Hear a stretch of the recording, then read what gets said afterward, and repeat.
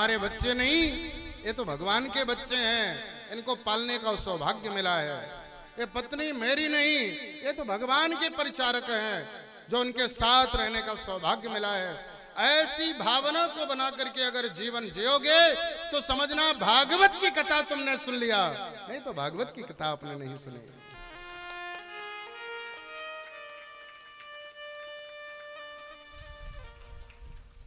जहां पर रहो, जैसे रहो, जिस परिस्थिति में रहो, बस भगवान के चरणों का अनुभव करते रहो, ये जीवन का सार है। नहीं तो सब कुछ खाक में मिल जाएगा, कुछ भी नहीं बचेगा। जब तक तुम समझोगे, तुम्हारे समझने का टाइम आएगा, जब तक समझदार बनोगे तब तक तो सब कुछ खत्म हो जाएगा, कुछ नहीं कर पाओगे। इसलिए भगवान के अलावा इस दुनिया में कोई भी अपना नहीं है। श्री सुखदेव महामुनि कहने लगे, हे परीक्षित, सबसे पहले जब जल मग्न धरती थी, उस काल में नारायण की नाभि से कमल और कमल से ब्रह्मा जी महाराज प्रकट भये। ब्रह्मा जी को चारों दिशाओं को देखने की इच्छा हुई तो ब्रह्मा जी के 4 मुख उत्पन्न हो गए। ब्रह्मा जी ने चारों तरफ देखा तो मात्र जल ही जल दिखाई दे रहा है। तो ब्रह्मा जी जिस कमल में बैठे थे उसी कमल नाल में प्रवेश किए और 1000 वर्ष तक नीचे की ओर आए कि मैं अपने उद्गम का पता लगाऊं, लेकिन पता नहीं चला। तो ब्रह्मा जी महाराज नीचे से फिर ऊपर की ओर गए और जैसे ऊपर की ओर गए तो ऊपर बैठ करके ब्रह्मा जी अपने आप से पूछने लगे, कोहम कोहम कोहम, मैं कौन हूं? ब्रह्मा जी ने पूछा तो कोई भी जवाब नहीं मिला। आकाशवाणी हुई, ब्रह्मा तुम मेरी संतान हो, तप करो, तपः कुरु, तप करो। कौन सा तप करूं? तो सृष्टि के याद में सबसे पहले ओंकार, अकार, उकार, मकार, ये 3 अक्षर वाला मंत्र, प्रणव मंत्र का प्रादुर्भाव हुआ, ओम।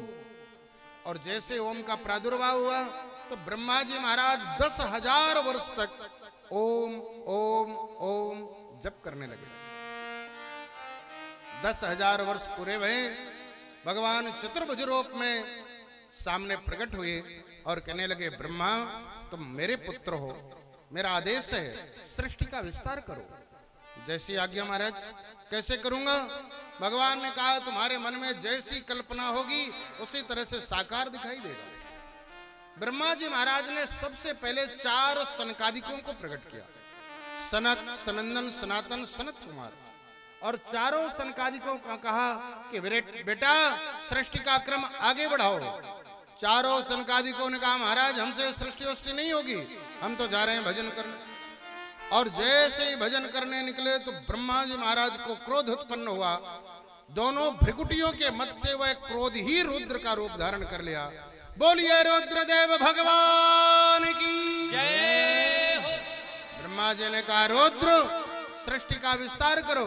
कहा, जैसी आज्ञा।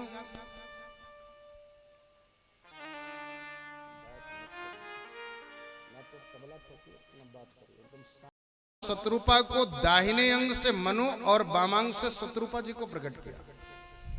महाराज मनु और शत्रुपा से ही मैथुन सृष्टि का विस्तार हुआ। हम सारे जगत के प्राणी महाराज मनु की संतान हैं, इसलिए हम सभी को मानव कहा जाता है। महाराज मनु ने एक विधि शास्त्र का निर्माण किया जिसका नाम हुआ मनुस्मृति। ब्राह्मण, क्षत्रिय, वैश्य और शूद्र के कर्मों का विभाजन किया। महाराज मनु का से 2 औरस पुत्र और 3 बेटियों का जन्म हुआ।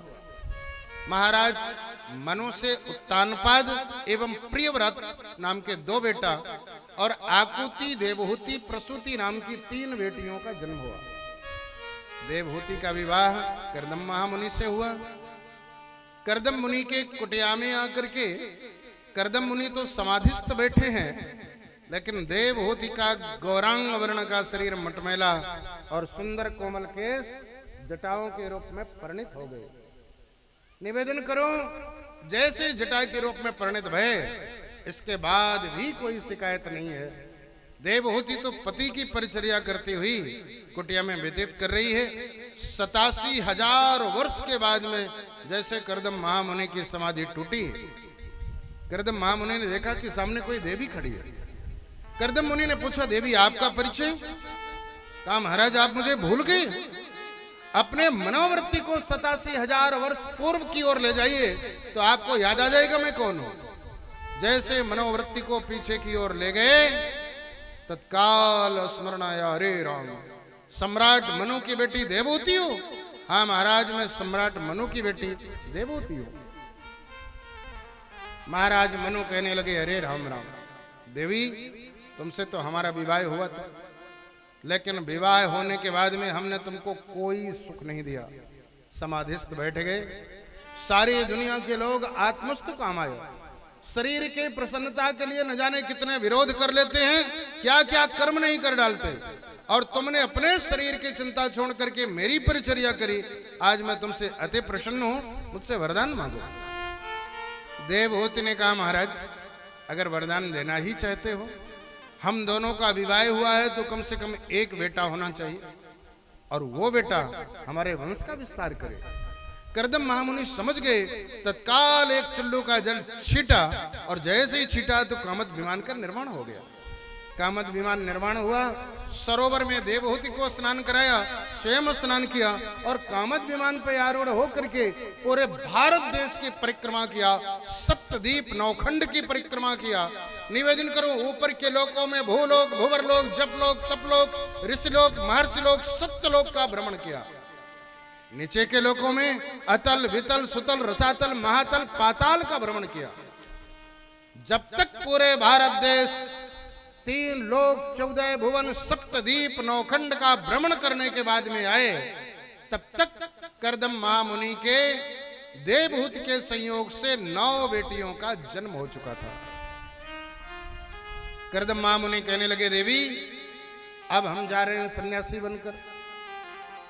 देवहूति ने कहा, महाराज सन्यासी तो आप बन जाओगे, लेकिन ये तो बेटियां पराया धन है, आज मेरे घर में हैं और कल जाकर के अपने घर चली जाएंगे।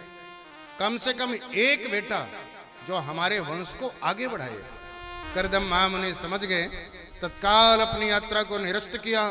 देवहूति कर्दम महामुनि के संयोग से निवेदन करूं, कर्दम महामुनि के कुटिया में भगवान कपिल का प्रादुर्भाव हुआ। बोलिए कपिल भगवान की जय हो। जात कर्म संस्कार किया है, देवताओं ने नगाड़े बजाए, गंधर्वों ने गान किया। थोड़े से बड़े भय ब्रह्मा जी महाराज यज्ञोपवीत संस्कार में पधारे, आज दीक्षा दिया है। स्तुति करके भगवान कपिल के जैसे ही जाने लगे 9 ऋषियों के साथ, कर्दम महामुनि कहने लगे, महाराज एक विनती है। क्या कहना चाहते हो? महाराज आपके साथ में 9 बेटे आपके ऋषि, और मेरे घर में 9 बेटियां। अगर आपकी आज्ञा हो जाए तो 9 ऋषियों के साथ में मैं अपनी इन बेटियों का विवाह कर दूं, आपको बहू के लिए भटकना न पड़े और मुझे जमाता न खोजना पड़े। कर्दम महामुनि की बात को सुनकर ब्रह्मा जी ने स्वीकृति दे दिया, और जैसे स्वीकृति दिया तो एक एक बेटी का विवाह एक एक ऋषि से किया। मरीच नाम के ऋषि के साथ में अपनी कला नाम की बेटी का विवाह किया। कला नाम की बेटी मरीच ऋषि को ब्याही गई। अनसुईया नाम की बेटी का विवाह अत्रि नाम के महात्मा के साथ में किया, जो चित्रकूट में अनसुईया आश्रम है। श्रद्धा नाम की बेटी का विवाह अंगिरा, हबीरभू नाम की बेटी का विवाह पुलस्त, और गति नाम की बेटी का विवाह पुलह नाम के ऋषि के साथ में किया।